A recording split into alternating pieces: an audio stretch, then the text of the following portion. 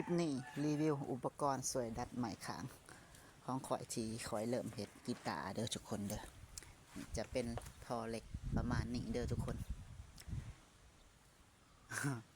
ดัดแปลงมาเองนะแต่ตัวสวยที่เห็นให้นี่ที่เห็นให้เล็กหอนอาจจะใส่เข้าไปป่านะ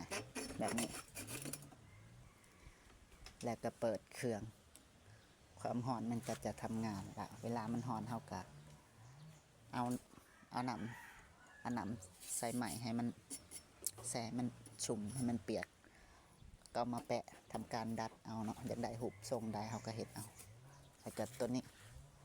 มี2 อันนี่อันนี้สำหรับดัดบ่งตรงที่มีคัดเอาไว้เลยว่าตรงแอวมันส่วนตัวนี้ดัดช่วงที่มันใหญ่ๆนะน่าจะเอิ้นว่าช่วงสะโพกช่วงก้นนะประมาณนี้โอเคคลิปนี้ก็พามาเบิ่งอุปกรณ์ในการดัดไหมขางกีตาร์สำหรับผู้เริ่มต้นผู้ที่อยากเริ่มต้นเฮ็ดกีตาร์บ่มีหยังหลายเนาะใส่งบน้อย